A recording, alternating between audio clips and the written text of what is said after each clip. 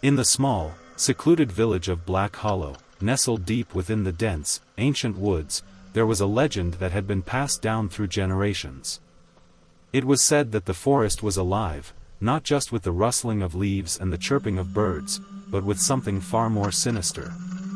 The villagers spoke in hushed tones of the Whispering Shadows, entities that lurked in the darkest corners of the woods, waiting for the perfect moment to claim their next victim. The story began with a young man named Smith, who had recently moved to Black Hollow to escape the chaos of city life.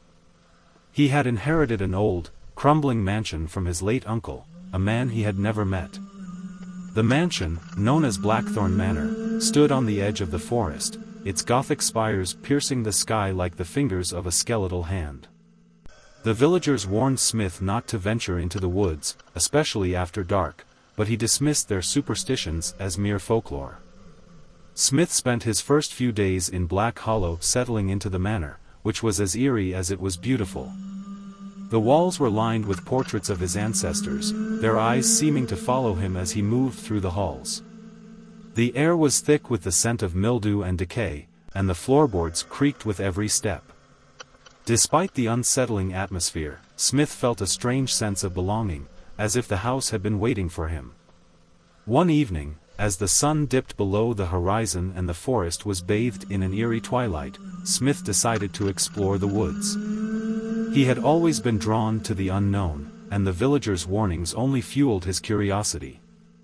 Armed with a flashlight and a sense of adventure, he stepped into the forest, the trees closing in behind him like a living, breathing entity.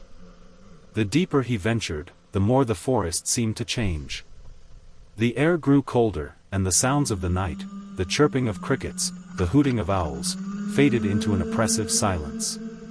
The trees twisted and gnarled, their branches reaching out like skeletal fingers. Smith's flashlight flickered, casting long, dancing shadows on the forest floor. He tried to shake off the growing sense of dread, but it clung to him like a second skin. As he walked, he began to hear whispers, soft, indistinct murmurs that seemed to come from all around him. At first, he thought it was the wind, but the voices grew louder, more insistent.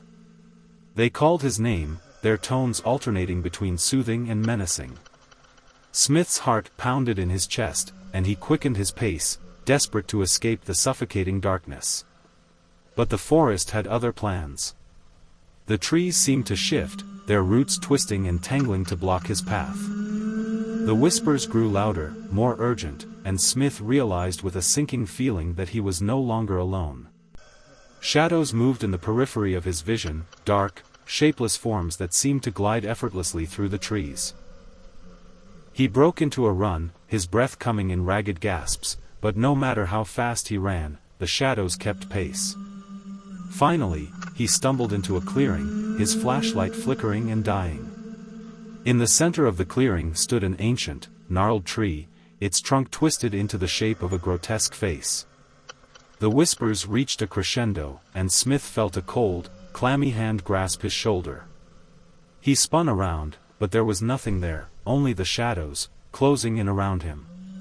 In a panic, he turned back to the tree, only to find that the face had come to life. Its eyes glowed with a malevolent light, and its mouth twisted into a cruel smile. The whispers coalesced into a single, chilling voice. "Welcome, Smith," it said, its tone dripping with malice. "We've been waiting for you." Smith tried to scream, but no sound came out. The shadows closed in, their cold, dark tendrils wrapping around him, pulling him into the tree. He felt himself being absorbed, his consciousness merging with the ancient, evil presence that dwelled within. Back in Black Hollow, the villagers noticed a change in the forest. The trees seemed darker, more menacing, and the whispers grew louder, more frequent. They knew that the Whispering Shadows had claimed another victim, and they feared that Smith's arrival had awakened something far more dangerous. Blackthorn Manor stood empty once more, its windows dark and lifeless. But if one were to venture too close, they might hear the faintest of whispers, calling out from the shadows, inviting them to step inside. And so, the legend of the Whispering Shadows lived on, a chilling reminder that some mysteries are best left unsolved, and some forests are best left unexplored.